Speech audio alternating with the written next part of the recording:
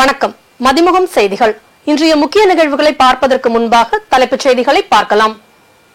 திமுக கூட்டணியில் மதிமுகவுக்கு ஒரு தொகுதி ஒதுக்கீடு, தனி சின்னத்தில் போட்டி என வைகோ அறிவிப்பு.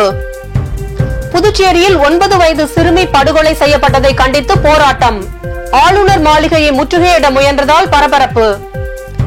பெங்களூர் நகரில் கடும் குடிநீர் தட்டுப்பாடு, கட்டுமானம் உள்ளிட்ட பணிகளுக்கு குடிநீரை பயன்படுத்தக்கூடாது என எச்சரிக்கை.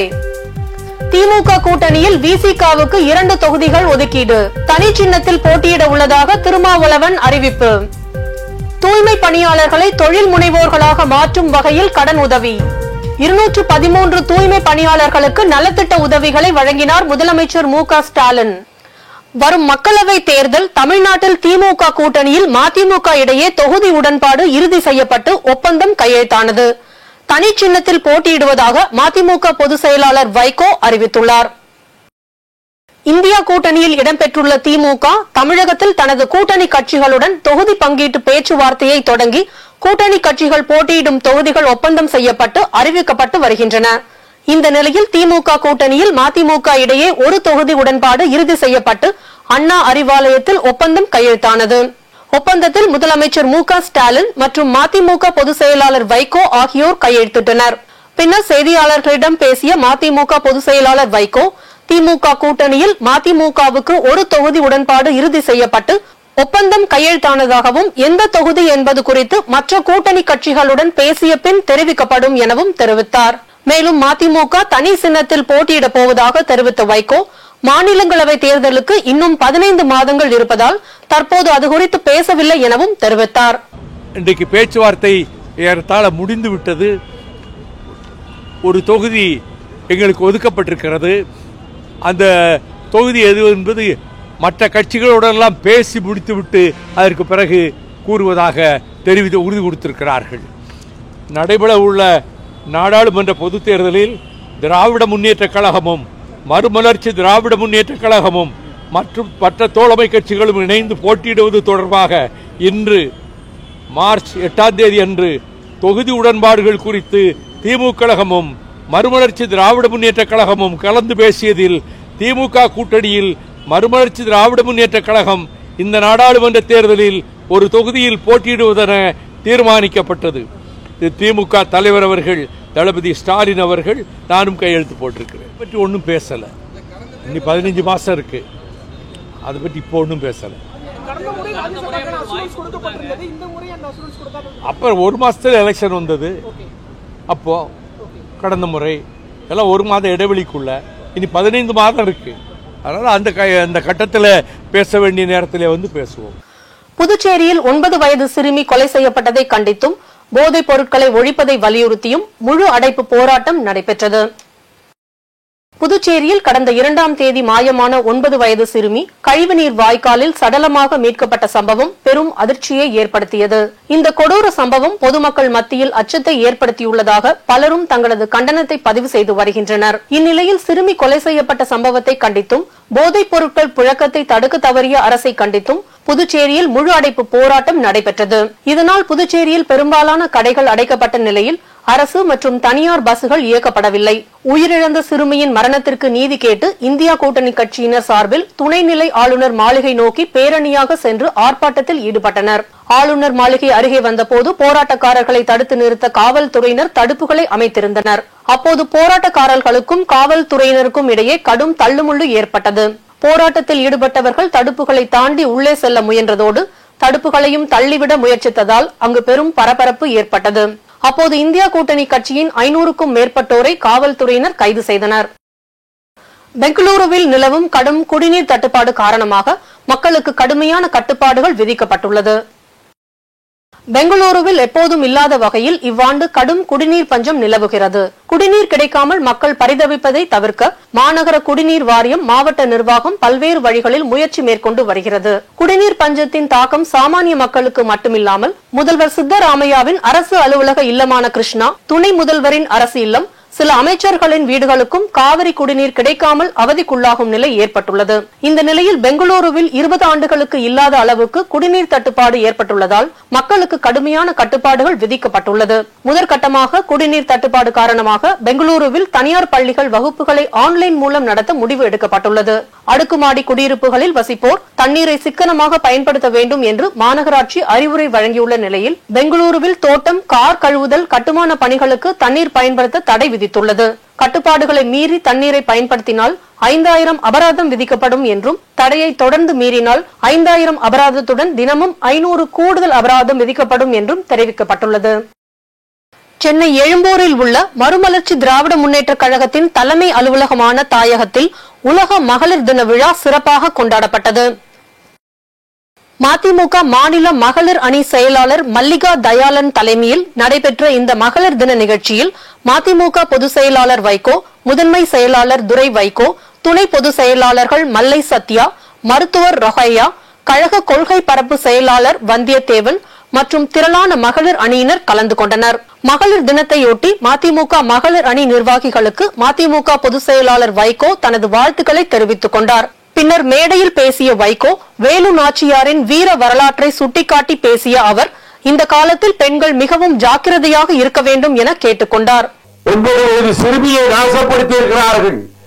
பெண்கள் தனியாக சொல்லுகிற போது நான் காரில் போகும்போது பார்ப்பேன், இந்த பெண்ணுக்கு ஏதாவது ஆகிவிடக்கூடாது என்று பயப்படுவேன். நீங்கள் பாதுகாப்பாக இருக்க வேண்டும். நம்ம நகையெல்லாம் போட்டுக்கிட்டு எங்கேயும் போகக்கூடாது. ஒரு செகண்ட்ல அறுத்துட்டு போயிடுவான். நீங்கள் வெற்றி பெற வேண்டும், உங்கள் வாழ்க்கையில வெற்றி பெற வேண்டும். உங்க குடும்பம் நல்லா இருக்கணும், உங்க பிள்ளைகள் நல்லா இருக்கணும், உங்களுடைய கணவன் நல்லா இருக்கணும், மாமனார் மாமியார் நல்லா இருக்கணும். மகளிரணி இதன் மூலமாக மற்றவர்களுக்கு எடுத்துக்காட்டாக திகழ வேண்டும் என்று சொல்லி கடமை நிமித்தமாக இப்பொழுது நான் உங்களிடமிருந்து விடைபெற்று செல்கிறேன்.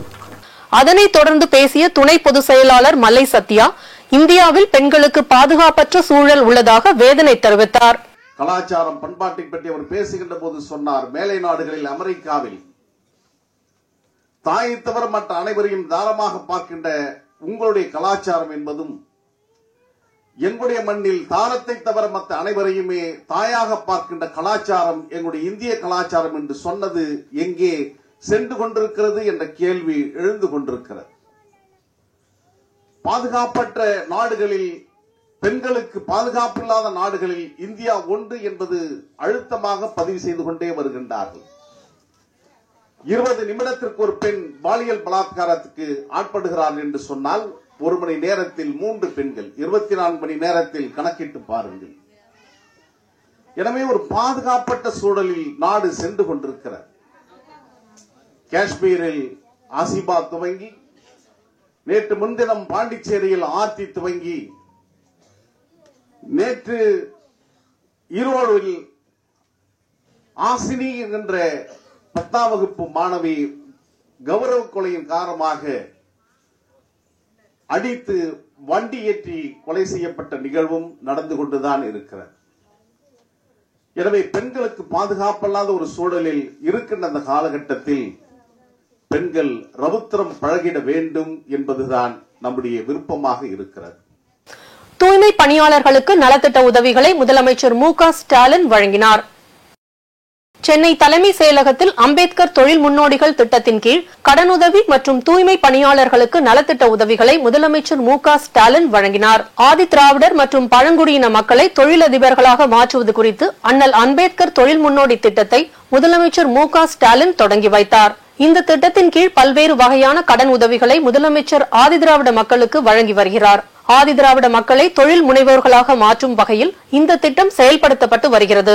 பல்வேறு துறைகளில் தொழில் முனைவோர்களாக மாற்றும் வகையில் அவர்களின் மொத்த திட்ட தொகையில் 35% தொகையானது மானியமாக வழங்கப்படுகிறது. அதன்படி தலைமை செயலகத்தில் முதலமைச்சர் மு.க. ஸ்டாலின் கழிவுநீர் அகற்றும் ஊர்திக்காக மானியத்துடன் கூடிய கடனுதவி திட்டத்தின் கீழ் 5 பயனாளிகளுக்கு கடனுதவிக்கான ஆணையை வழங்கினார். இந்த திட்டத்தின் கீழ் மொத்தம் 213 பேருக்கு ரூபாய் 61 கோடி மானியத்துடன் 129 கோடி மதிப்பிலான கடனுதவி வழங்கப்பட்டது. இதற்கிடையே ஸ்ரோலிங்கர் நரசிம்மர் கோயிலில் ரோப்கார் சேவையை முதல்வர் மு.க. ஸ்டாலின் தொடங்கி வைத்தார். அதேபோல் நெடுஞ்சாலைத்துறை சார்பில் திருநெல்வேலி, தென்காசி, காஞ்சிபுரம், செங்கல்பட்டு, திருவண்ணாமலை மாவட்டங்களில் 499 கோடியே 69 லட்சம் ரூபாய் செலவில் அமைக்கப்பட்டுள்ள 4 வழித்தட சாலை பணிகள், திருவள்ளூர் மாவட்டம் திருத்தணி வட்டத்தில் 18 கோடியே 57 லட்சம் ரூபாய் செலவில் கட்டப்பட்டுள்ள உயர்மட்ட பாலம் ஆகியவற்றை பொதுமக்கள் பயன்பாட்டிற்காக திறந்து வைத்தார். திமுக கூட்டணியில் விடுதலை சிறுத்தைகள் கட்சிக்கு சிதம்பரம், விழுப்புரம் ஆகிய 2 தனி தொகுதிகள் ஒதுக்கீடு செய்யப்பட்டுள்ளன. சென்னை அண்ணா அறிவாலயத்தில் திமுக, விசிக இடையிலான தொகுதி பங்கீடு குறித்து நடைபெற்ற பேச்சுவார்த்தையில் திமுக கூட்டணியில் விசிகவிற்கு 2 தொகுதிகள் ஒதுக்கீடு செய்யப்பட்டுள்ளது. கடந்த 2019ஆம் ஆண்டு நாடாளுமன்ற தேர்தலில் ஒதுக்கப்பட்ட சிதம்பரம், விழுப்புரம் ஆகிய 2 தொகுதிகள் இந்த முறையும் விசிகவுக்கு ஒதுக்கப்பட்டுள்ளது. தொகுதி பங்கீடு தொடர்பாக செய்தியாளர்களுக்கு பேட்டியளித்த விசிக தலைவர் திருமாவளவன் தனி சின்னத்தில் போட்டியிட உள்ளதாக தெரிவித்தார். பானை சின்னத்தை ஒதுக்க வேண்டும் என்று தேர்தல் ஆணையத்திடம் கேட்டுள்ளதாகவும், நிச்சயம் விசிக தனி சின்னத்தில்தான் போட்டியிட உள்ளதாக தெரிவித்தார். தனி சின்னத்தில், பானை சின்னத்தில் போட்டியிடுவது என்பதை ஏற்கனவே நாங்கள் உறுதி செய்திருக்கிறோம். தேர்தல் ஆணையத்தில் விடுதலை சிறுத்தைகள் கட்சியின் சார்பில் பொது சின்னம் எங்களுக்கென ஒதுக்க வேண்டும் என்று கோரிக்கை விடுத்து 15 நாட்களுக்கு முன்னதாகவே தேர்தல் ஆணையத்தில் மனு கொடுத்திருக்கிறோம். தமிழ்நாடு மட்டுமல்ல, தெலுங்கானாவில் 10 தொகுதிகளில் நாங்கள் போட்டியிடுகிறோம். ஆந்திரா காங்கிரஸ் கட்சியோடு கூட்டணி பேச்சுவார்த்தை நடத்தி கொண்டிருக்கிறோம். கர்நாடகாவில் 3 தொகுதிகளிலும், கேரளாவில் 3 தொகுதிகளிலும் போட்டியிடுகிறோம். ஆகவே தென்னிந்திய மாநிலங்களில் நாங்கள் போட்டியிடக்கூடிய இந்த தொகுதிகளுக்கு பானை சின்னத்தை பொது சின்னமாக ஒதுக்க வேண்டும் என்று நாங்கள் கோரிக்கை விடுத்திருக்கிறோம். இன்னும் தேர்தல் ஆணையத்திடமிருந்து எங்களுக்கு எந்த தகவலும் வரவில்லை. திராவிட முன்னேற்றக் கழகம் தனி சின்னத்திலே நாங்கள் போட்டியிடுவதில். டெல்லி பாரத் மண்டபத்தில் முதலாவது தேசிய படைப்பாளர்கள் விருதை பிரதமர் மோடி வழங்கினார்.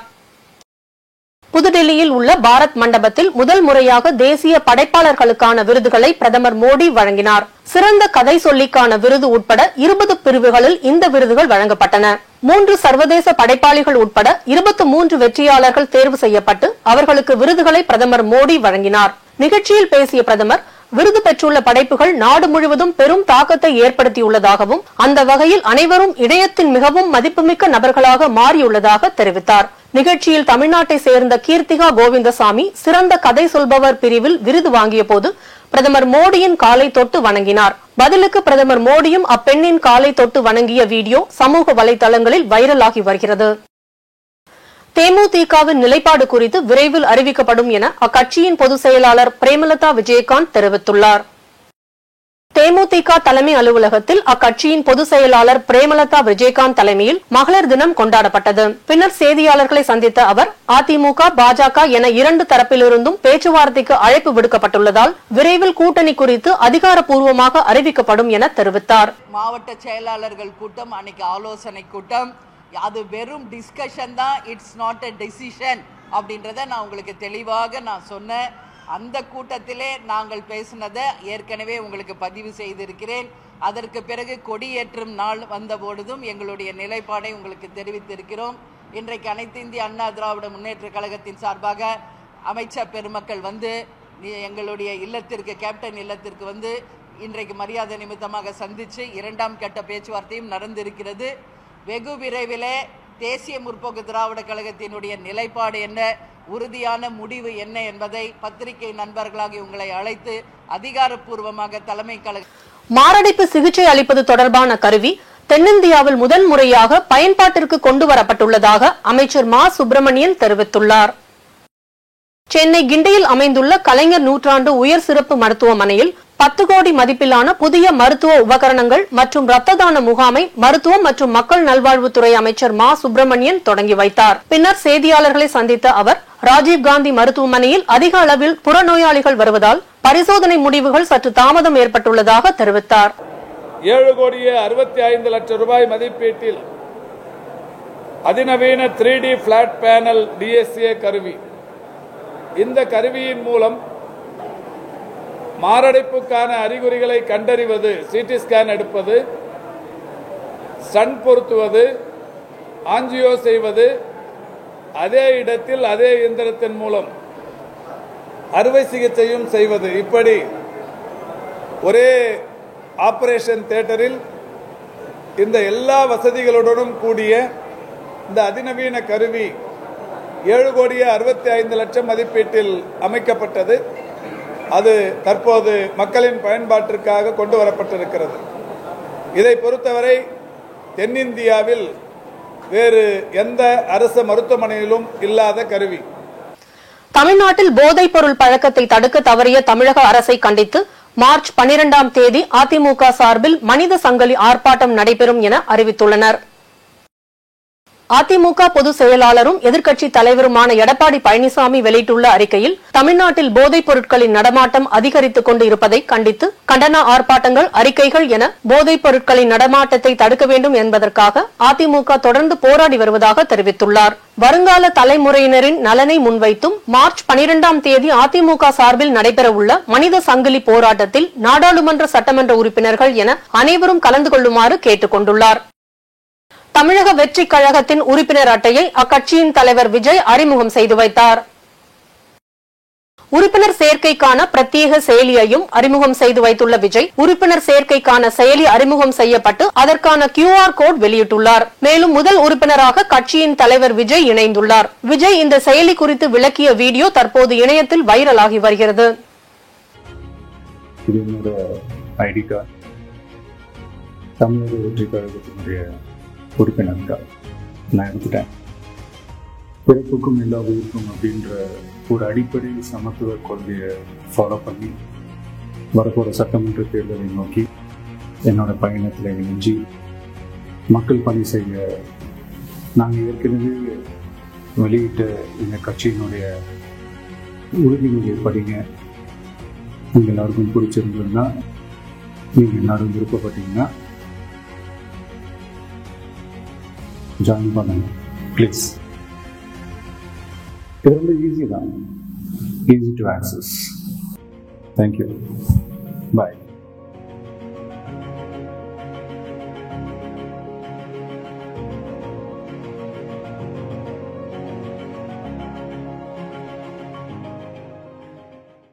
பழனி கிரிவல பாதையில் வணிக நோக்கத்தில் எந்த நடவடிக்கைகளும் இருக்கக்கூடாது என்பதில் உறுதியாக உள்ளதாக உயர்நீதிமன்ற மதுரை கிளை தெரிவித்துள்ளது.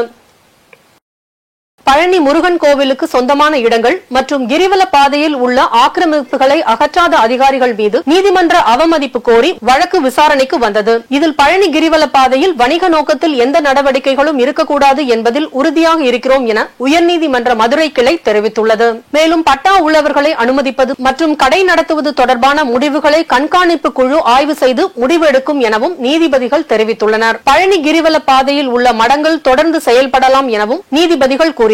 ஆக்கிரமிப்பு அகற்றம் மற்றும் சோதனை சாவடி பணிகளுக்கு தேவஸ்தானம் கோரும் பாதுகாப்பை வழங்க வேண்டும் எனவும் நீதிபதிகள் உத்தரவிட்டுள்ளனர்.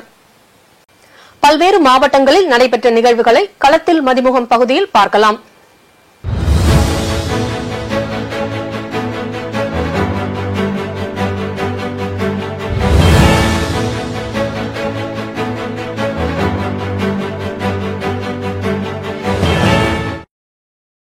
அரியலூர் கோவிந்தபுத்தூர் கிராமத்தில் சுமார் 100 ஆண்டுகளுக்கு பிறகு மங்களாம்பிகை சமேத கங்கா ஜடேஸ்வரர் ஆலயத்தில் திருக்கல்யாண வைபவம் நடைபெற்றது. இந்நிகழ்ச்சியில் இந்து அறநிலையத்துறை செயல் அலுவலர் சரவணன் உட்பட சுற்றுவட்டார பகுதிகளிலிருந்து திரளான பக்தர்கள் கலந்து கொண்டு வழிபாடு செய்தனர்.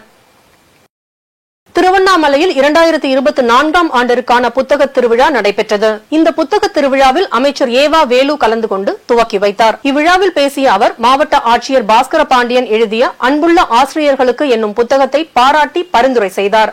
இந்நிகழ்ச்சியில் தமிழ்நாடு சட்டப்பேரவை துணைத் தலைவர் கு பிச்சாண்டி, மாநில தடகள சங்க துணைத் தலைவர் ஏவா வே கம்பன் உட்பட பலரும் கலந்து கொண்டனர்.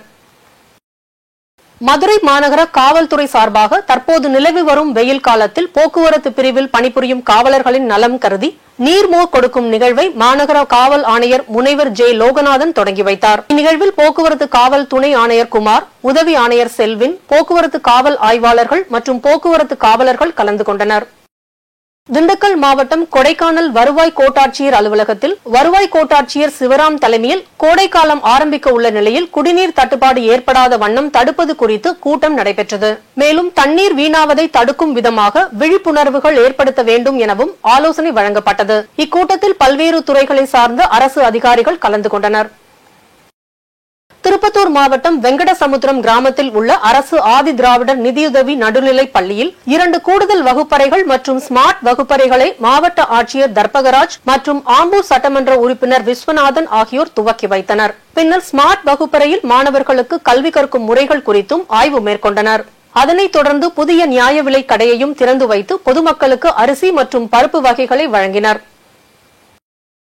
மயிலாடுதுறையில் தேர்தல் பத்திரங்கள் மூலம் அரசியல் கட்சிகள் வாங்கிய நிதி விவரத்தை உச்சநீதிமன்றம் சொன்ன பின்பும் வெளியிடாத பாரத ஸ்டேட் வங்கி நிர்வாகத்தை கண்டித்து மார்க்சிஸ்ட் கம்யூனிஸ்ட் கட்சியினர் கண்டன ஆர்ப்பாட்டத்தில் ஈடுபட்டனர். மாவட்ட செயலாளர் சீனிவாசன் தலைமையில் நடைபெற்ற இந்த ஆர்ப்பாட்டத்தில் கட்சி நிர்வாகிகள் பலர் கலந்து கொண்டு கோரிக்கைகளை வலியுறுத்தி பேசினர்.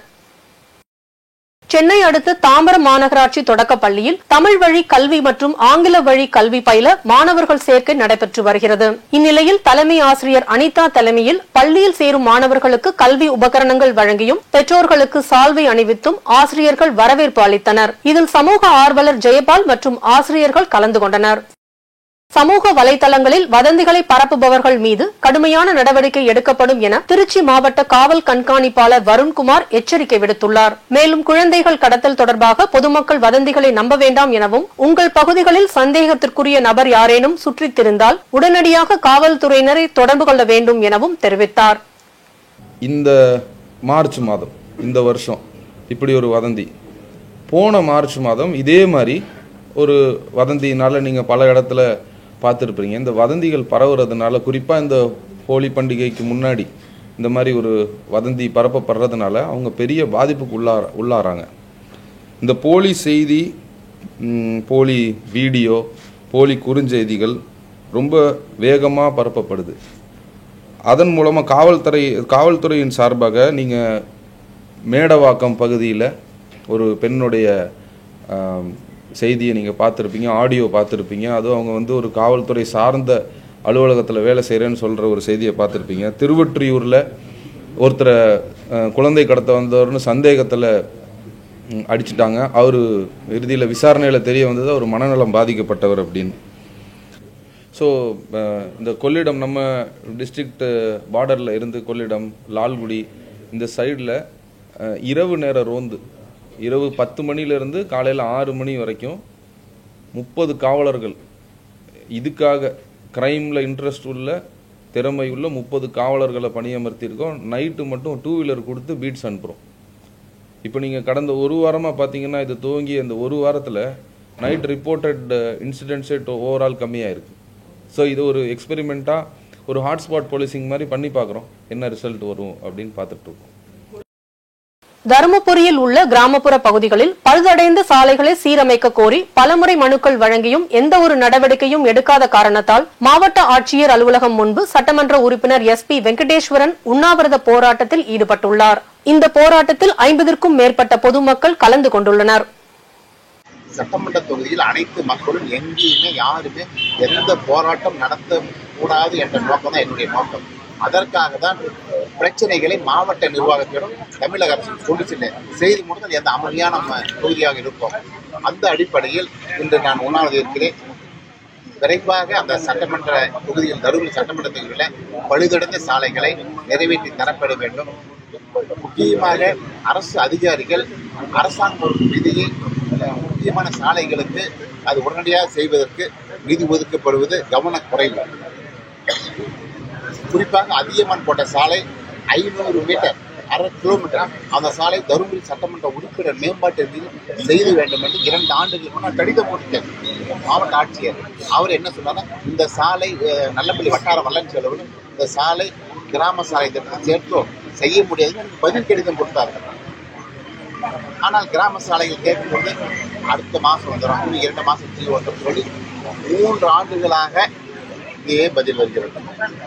அந்த மக்கள் பல்வேறு போராட்டம் செய்கிறார். இது போன்ற மக்கள் போராட்டம் தள்ளக்கூடாது என்றால் மக்கள் பிறகு நானே நீங்கள் போராட்டம் பண்ணாதீர்கள், நான் உங்களுக்காக உண்ணாவிரதம் இருந்து நிறைவேற்றி தருகிறோம் என்று உண்ணாவிரதம் இருக்கிறேன். திருப்பத்தூர் மாவட்டம் வாணியம்பாடி நகராட்சி அலுவலகத்தில் நகரமன்ற தலைவர் உமா சிவாஜி கணேசன் தலைமையில் கவுன்சிலர்கள் கூட்டம் நடைபெற்றது. அப்போது 31வது வார்டு பெண் கவுன்சிலர் பரிதா பானு என்பவர் தனது வார்டு பகுதியில் அடிப்படை வசதிகளை செய்து தர கோரி கடந்த 1.5 ஆண்டு காலமாக புகார் அளித்து வந்துள்ளார். ஆனால் இதுவரை நகர்மன்ற தலைவர் மற்றும் நகராட்சி ஆணையாளர் எவ்வித நடவடிக்கையும் எடுக்காததை கண்டித்து உள்ளிருப்பு போராட்டத்தில் ஈடுபட போவதாக கூறி பாய் தலையணையுடன் வந்ததால் பெரும் பரபரப்பு ஏற்பட்டது. திருவாரூர் மாவட்டம் மன்னார்குடி ராஜகோபாலசாமி கோவில் வளாகத்தில் ரூபாய் 1,20,00,000 மதிப்பில் புதுப்பிக்கப்பட்ட திருமண மண்டபத்தை முதலமைச்சர் மு.க. ஸ்டாலின் காணொலி காட்சி மூலம் திறந்து வைத்தார். இந்நிகழ்ச்சியில் வருவாய் கோட்டாட்சியர் கீர்த்தனா, மாவட்ட ஊராட்சி மற்றும் திட்டக்குழு தலைவர் தலையாமங்கலம் பாலு, அறங்காவலர் குழு தலைவர் கருடர் இளவரசன் உள்ளிட்ட அறநிலையத்துறை அதிகாரிகள் கலந்து கொண்டு குத்துவிளக்கேற்றி பொதுமக்களுக்கு பிரசாதங்களை வழங்கினர்.